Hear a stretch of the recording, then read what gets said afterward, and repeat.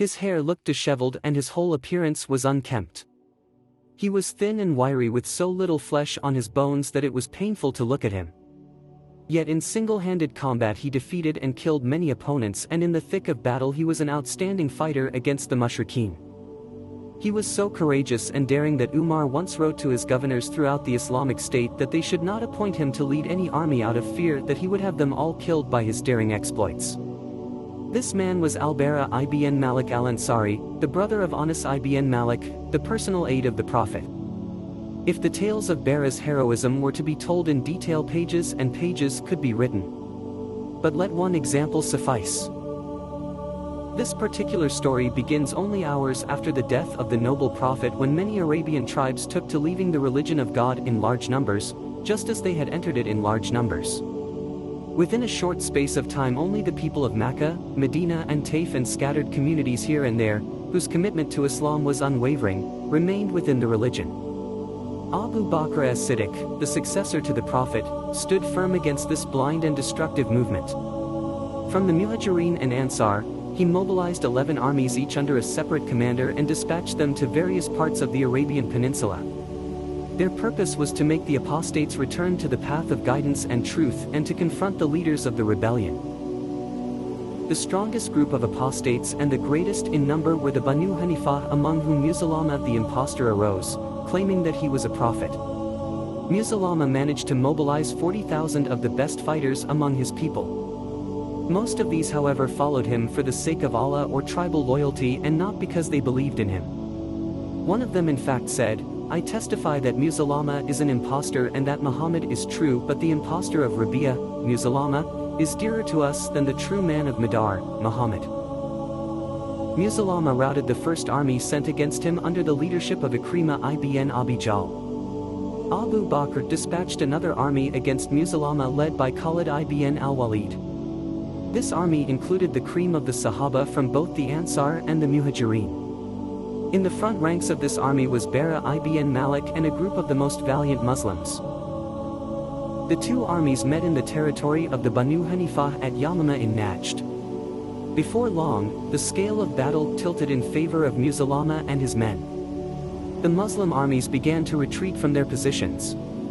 Musaylama's forces even stormed the tent of Khalid ibn Walid and drove him from his position. They would have killed his wife if one of them had not granted her protection. At that point, the Muslims realized in what a perilous situation they were. They were also conscious of the fact that if they were annihilated by Musaylama, Islam would not be able to stand as a religion, and Allah, the one God with whom there is no partner, would not be worshipped in the Arabian Peninsula after that. Khalid mustered his forces once more and began reorganizing them. He separated the Muhajirin and the Ansar and kept men from different tribes apart. Each was put under the leadership of one of its own members so that the losses of each group in the battle might be known. The battle raged. There was much destruction and death. The Muslims had not experienced anything like this in all the wars they had fought before. Musaylama's men remained firm amidst the tumult, as firm as immovable mountains, although many of them had fallen.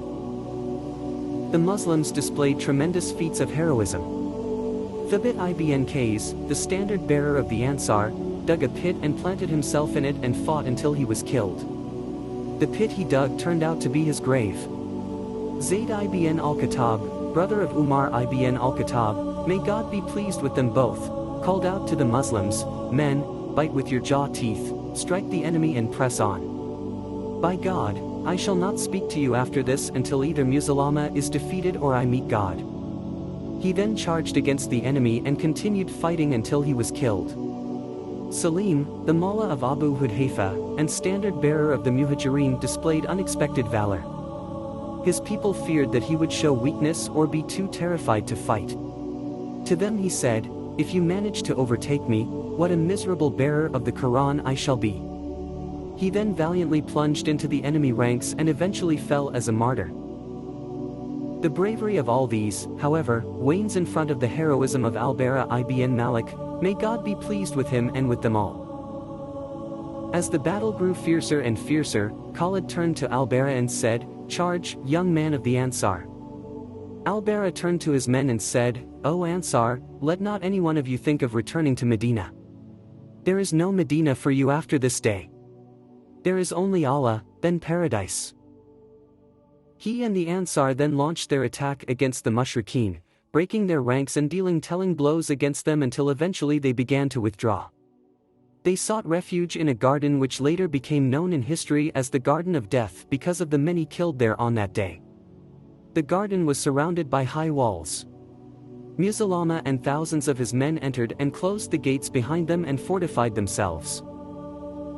From their new positions they began to rain down arrows on the Muslims. The valiant Bara went forward and addressed his company, "Put me on a shield.